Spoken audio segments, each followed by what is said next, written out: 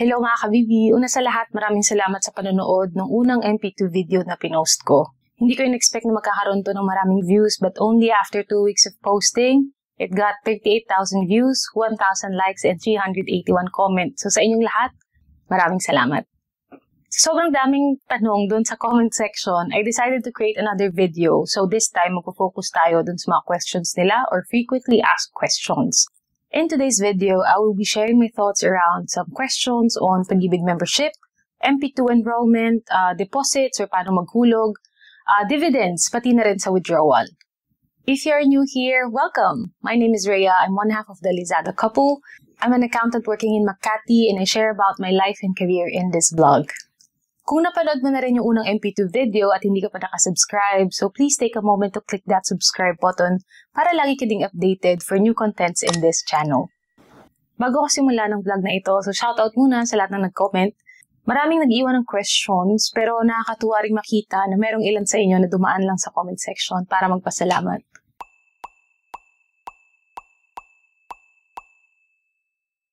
Medyo mahaba itong video na ito, so if you want to jump to a specific section, maglalagay ako ng timestamps sa description below.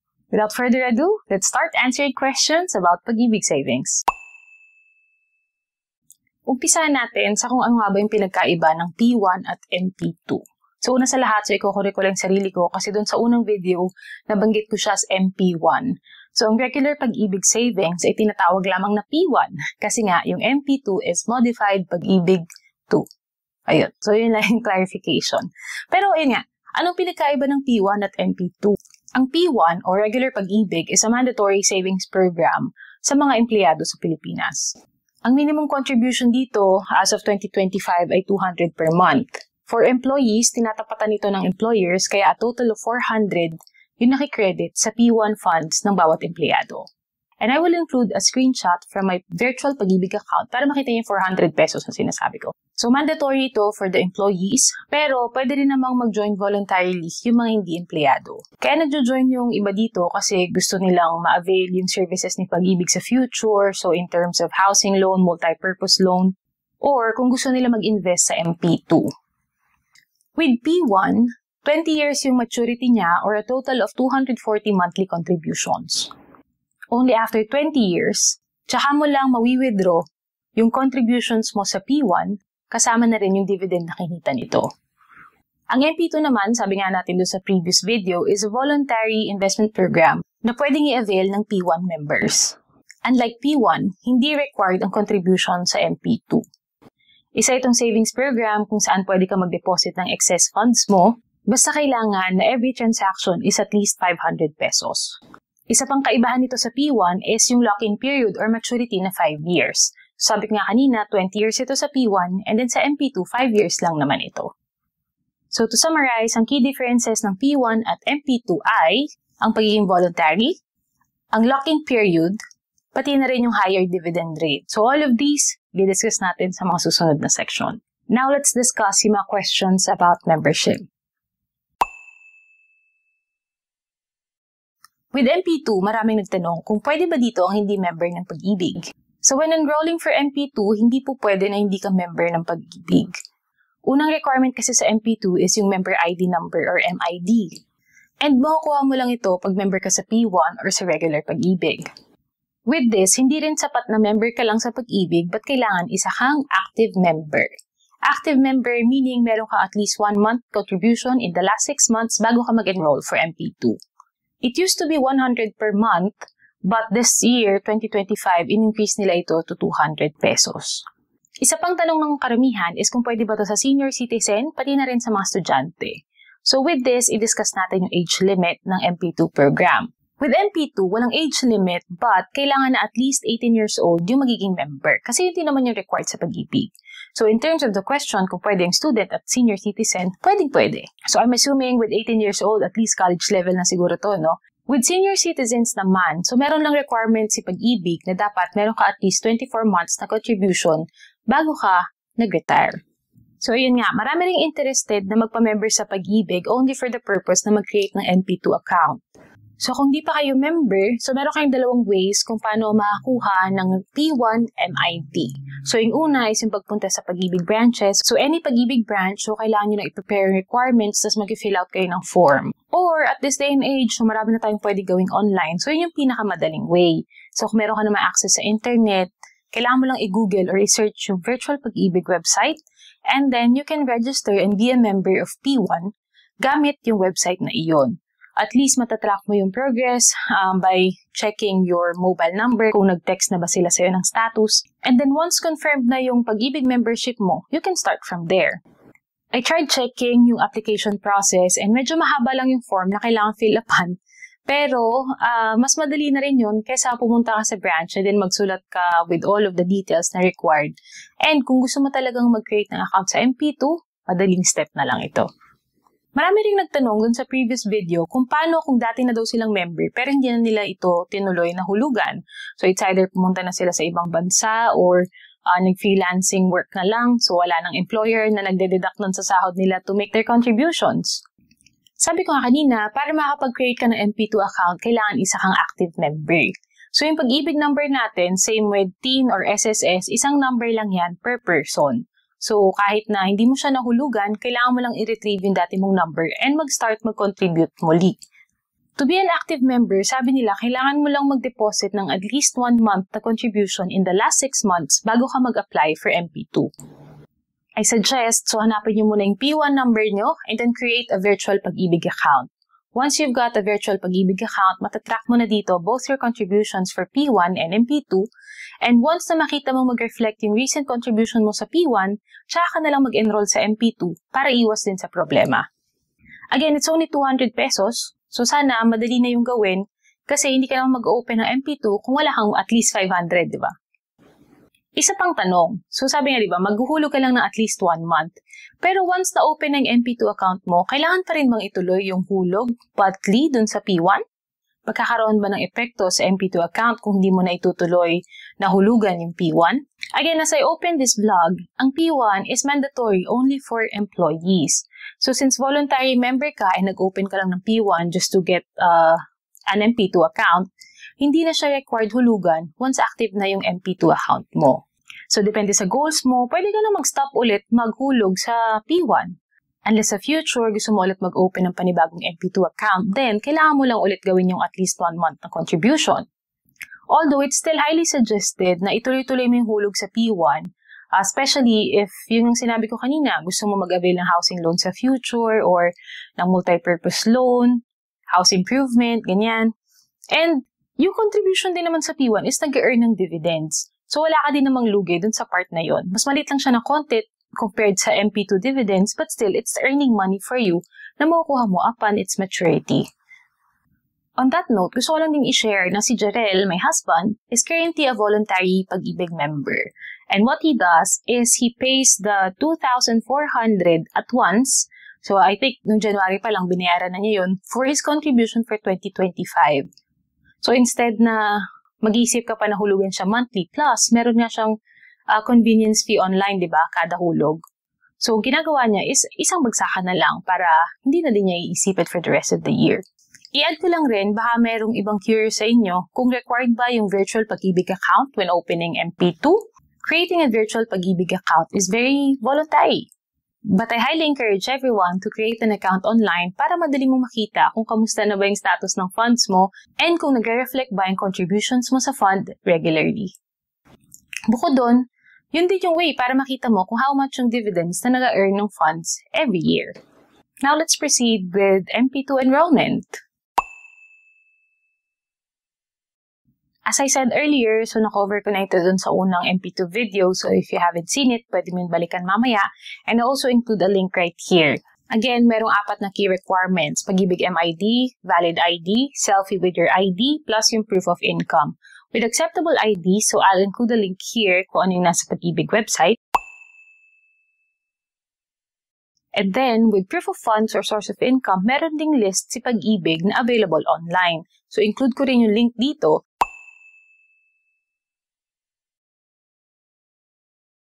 But maraming tatanong na paano kung estudyante na wala pang income, paano kung affiliate marketing yung kinikita, Paano kung isa kang housewife na ang iyong source of funds ay remittance from your asawa?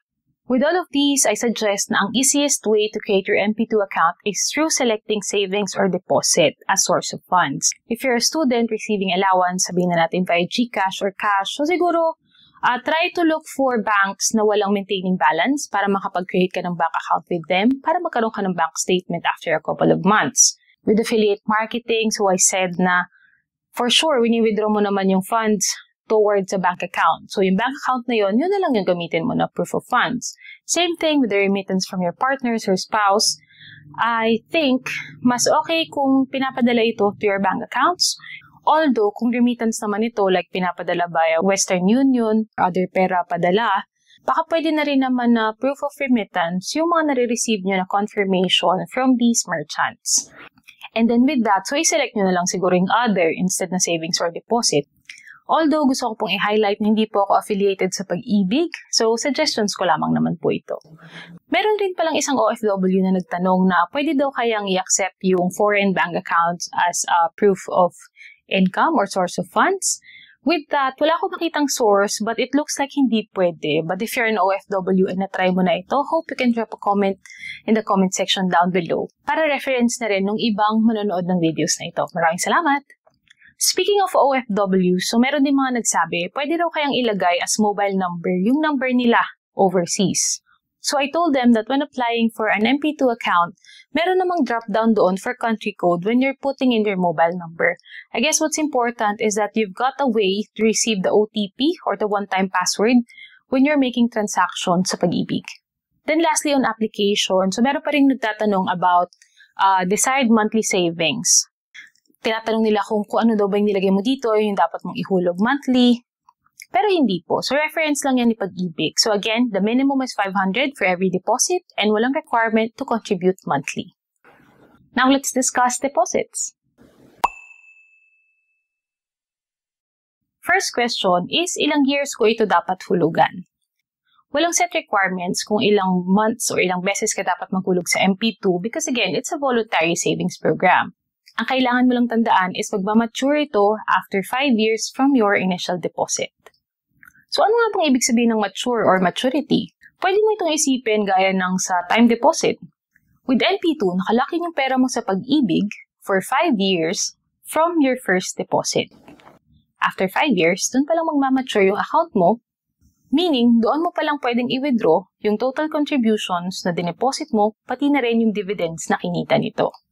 Another question is kung pwede ba ako mag-deposit ng one time instead of contributing monthly. Pwede. And in fact, maraming gumagawa nito. So, sabi nga, MP2 is labeled as safe and conservative investment. Ideal ito na paglagyan ng pera na wala kang balak gamitin for the next 5 years. So, kung natutulog lang yung pera mo sa bangko, mas okay na ilagay mo na lang siya sa Pag-ibig MP2 para mas malaki yung kita compared to regular bank accounts. Plus, with MP2, wala pang withholding tax na 20%. Meron din nagtanong kung monthly daw pa dapat maghulog or pwedeng every 2 weeks or weekly. The answer is anytime. So, pwede kang maghulog whenever meron kang excess cash. Pero I suggest timbangin mo rin kung mas okay ba na weekly kang maghulog or ipunin mo na lang yung pera monthly. Kasi for example, meron kang 500 every week. Pag i-deposit mo siya via GCash, meron yung 5 peso fee for every transaction. So, that's 20 pesos in a month. Unlike kung iipunin mo yung 500, so meron kang 2,000 pesos in 4 weeks and then i-deposit mo siya at once, 5 pesos lang yung babayaran mo sa GCash. Ako kasi I believe that small things accumulate. So in this case, I don't think magkakaroon ng malaking impact sa kikitaing dividends kung gagawin mo siya weekly. Pero depende na siguro yun sa preference mo. Apart from the frequency ng paghuhulog, meron rin nagtanong kung pwede mang paiba-iba yung amount na ihulog mo dun sa fund. I think ilang beses ko na rin nasagot to with the minimum being 500. But apart from that, so i-recap natin and for your information, meron ka lang kailangang bantayan na 4 na amounts. So una, 500. So 500 pesos yung minimum transaction. So whenever you're making a deposit, ensure na ito ay at least 500 pesos. Pangalawa is 100,000 pesos. So sabi nila, once mag-reach or mag-exceed ng 100,000 yung total contributions mo sa iyong MP2 account, they might already ask you to prepare or send a source of funds. Merong iba na nag-share na hinanapan daw sila ng resibo with the contributions or proof of funds upon maturity para makuha yung pera. So I think hindi naman ito magiging problem, so make sure na lang na ready ka upon maturity sa pag-claim ng funds mo. And especially if you're doing it online, so I'm not sure if they'll be email you to be sending proof of funds before i-release yung pera mo. So let's just see. And if you've experienced this, I hope you can leave a comment down below for a reference. Pangatlong number is 500,000 pesos. So for single deposits of 500,000 pesos or above, kailangan na itong gawin sa branch mismo. So in Pag-ibig branch, and it needs to be in check. So, pwedeng personal na cheque or manager's check from any bank. But, kailangan mong pumunta sa Pag-ibig branches para ihulog ito. And for the last number, I cannot find an exact source in the internet, but maraming nagsasabi na ang maximum amount na pwede mong ilagay sa isang MP2 account is 10 million pesos. Sana all na lang, no, may 10 million pesos. But again, 500, 100,000, 500,000, and 10 million pesos. Now, let's talk about dividends. So, bakit dividend ang tawag sa kinikita sa MP2? Same lang ba ito sa interest? In essence, pareho sila ng kita or income ng pera mo. Ang kaibahan lang is that interest is fixed and it's something na pwede nang sabihin sa'yo in advance. Whereas dividend is depende sa performance ng investment mo. Kaya halimbawa sa regular bank savings account, masasabi na nila agad na ang interest is 0.625% per annum, kagaya ng sa BDO. Pero sa Pag-ibig, hindi nila masasabi agad kung ano yung dividend rate kasi kailangan pang palipasin ng isang taon to check kung paano yung performance ng fund. Meron ring isang question na normal daw ba na zero pa din yung nagre-reflect na dividend sa virtual Pag-ibig account niya kahit na ilang months na siya na naguhulog? The answer is yes. Kasi for example, for 2024, natapos na yung January to December, but it's only in February of the following year na i-announce ng Pag-ibig yung dividend rate for that year. So for reference, in 2024, the dividend rate was released in Feb 27, so it's been made available online. And then a week after, on March 4, nag-post sila ulit saying na credited na sa virtual Pag-ibig accounts yung dividends. So, mapa-annual or 5-year yung dividend payout na pinili mo sa MP2 account, magre-reflect pa din yung dividend sa account mo annually. So, makikita mo lagi yung performance ng fund each year. Yun nga lang, magkakaiba lang kung kailan mo siya pwedeng i-withdraw. Then, last question around dividends is that, compounding ba yung dividend or yung kinikita sa Pag-ibig MP2? Para madaling i-explain, balikan natin yung 2 dividend payout options ni Pag-ibig MP2. So, yung una is yung annually and then pangalawa is yung 5-year or end of term. Sa 5-year dividend payout lang, magiging compounding yung dividend mo. Kasi with this, sinasabi mo sa Pag-ibig na wala akong balak kuhanin yung dividend ko every year and mas gusto ko yung palakihin pa. Kaya sa mga susunod na taon, hindi na lang limited sa personal contribution mo yung kikita ng bagong dividend rate, but also kasama na yung dividends from previous years. Pero pag annual payout yung pinili mo, i-assume ng Pag-ibig na i-withdraw mo yung dividends after every year. Kaya hindi na yan magiging entitled dun sa dividend rate ng mga susunod na taon. Ang mahirap dito, kahit na wala kang time para i-withdraw yung dividend rate, and iiwan mo lang siya dun sa MP2 account mo, hindi pa rin siya mag-i-earn ng dividend sa mga susunod na taon. Unless, i-withdraw mo siya every year and then ipasok mo ulit as if it's just an ordinary or normal contribution. I hope na-explain ko ng maayos yung difference between the 5-year payout and the annual payout, but if you have any questions, just leave a comment down below. Ayan, so nasa withdrawal na tayo. Unang tanong, upon maturity, so paano makukuha yung pera? I haven't experienced this, but I'm excited kasi sabi ko nga, magmamature na next year yung una kong Pag-ibig MP2 account. So that would be in April. And once it happens, I'll share with you my experience kung paano ko siya i-withdraw. And I will link it to this video. Upon checking online, iba-iba yung experience ng mga tao. But the best way to claim it is through your Pag-ibig loyalty card. Pag-ibig partnered with both Union Bank and Asia United Bank or AUB. And with this, magkakaroon ka ng ATM kung saan malilink doon agad yung account mo. Upon requesting for withdrawal, so ipapasok nila doon yung pera and then it's smooth for everyone. But kung wala kang loyalty account, so what you can do is to go to a Pag-ibig branch, fill out the form, and then may makukuha kang cheque with your contribution and kasama na din doon yung dividends na kinita ng pera mo. Dito rin naging useful yung virtual pag-ibig online kasi pwede ka doon mag-process ng withdrawal claim. Sabi nung iba-ibang experience, but it can take up to 2 weeks. So about 1 week para dun sa approval and final checks, and then a couple of days para mapasok yung amount dun sa bank account mo. Meron din mga nakapagsabi na nakagamit sila ng personal bank account para ma-withdraw yung Pag-ibig MP2 earnings nila. So, kung isa ka sa mga naka-experience nito, hope you can share it in the comment section. But for myself, sabi ko nga, I'll try to get a loyalty card bago mag-mature yung first account ko. And I'll share that experience with you as well. This next question is tanong ko rin kasi magmamature yung account ko ng April. So, paano nga ba kung kalagitnaan ng taon magmamature yung MP2 mo? May makukuha ka pa rin bang dividends for the couple of months for your final year? Since pera mo pa rin yun, it's an investment, meron ka pa rin makukuha na dividends. Ang kaibahan nga lang is that since hindi pa released yung dividend rate for the 5th year, ang magiging basis nila is yung dividend rate ng previous year. Especially dun sa case ko na April magmamature yung fund ko, ang magagamit na dividend dito would be the 2025 rate na ilalabas pa lang around Feb or March 2026. In case you are too busy and then hindi mo maasikaso na ma-withdraw yung pera mo, the other question is that, ano mangyayari? So, what if hindi ko siya makuha upon maturity? With this, kikita pa rin daw yung pera mo with MP2 for the next 2 years but under the P1 rate. So, mas mababa na to ng konti. And then after 2 years, hindi na siya kikita ng dividends at all.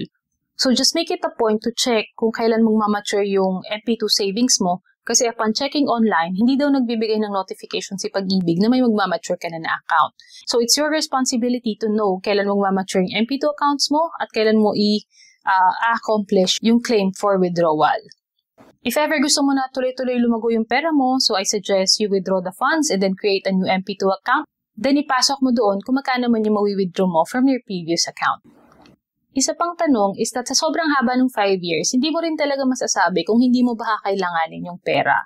So ang question is kung pwede ba itong i-withdraw within the 5-year period. Hindi ideal, pero pwede naman with valid reason. So, Pag-ibig provided a list online kung ano-ano yung mga reasons na ito. Kung nandyan yung reason mo, pwede mong makuha yung total contribution and all the dividends na kinita ng fund mo, depende kung kailan ka mag-withdraw. And then you just have to fill out the form and then process it with Pag-ibig. Kung wala naman dyan yung reason, for example, gusto mo na lang talagang mag-pull out ng funds and kuhanin yung pera, makukuha mo rin in full yung personal contributions mo, but when it comes to the dividends, 50% na lang yung i-release nila sa'yo.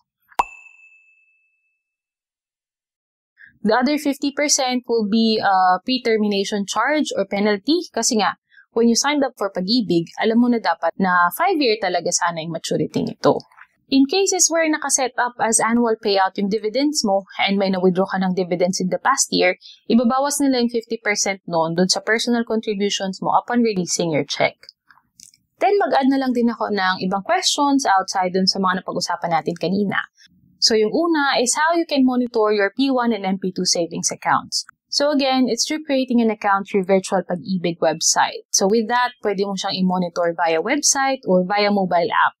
Napakadaling mag-register and then with this, at least nakikita mo timely yung contributions mo, yung dividends mo, and marami pang options na pwedeng gawin online. Another question is kung pwede ba akong mag-open na account para sa iba. Technically no, kasi kaya nga hinihinga ng valid ID kasi kung kanino yung ID na yun and kanino yung Pag-ibig account na yun, is yun lang yung kikilalanin ni Pag-ibig as a member or MP2 account holder. Pero nasa inyo naman yan ni third party kung paano kayo mag-a-agree kung gagawin nyo ito.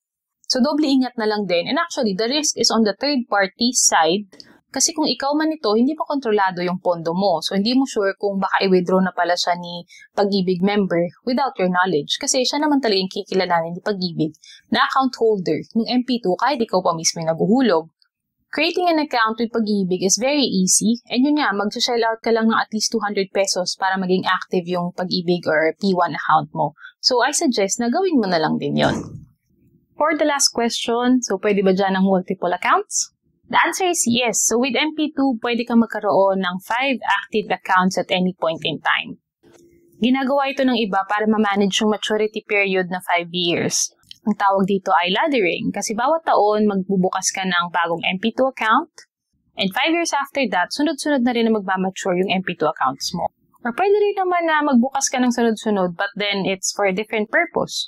So para at least hiwa-hiwala yung pondo, depende kung saan mo ito gagamitin in the future. And by the way, may nabasa ako somewhere na hindi daw pwede mag-create ng bagong MP2 account hanggat meron kang MP2 account na unfunded.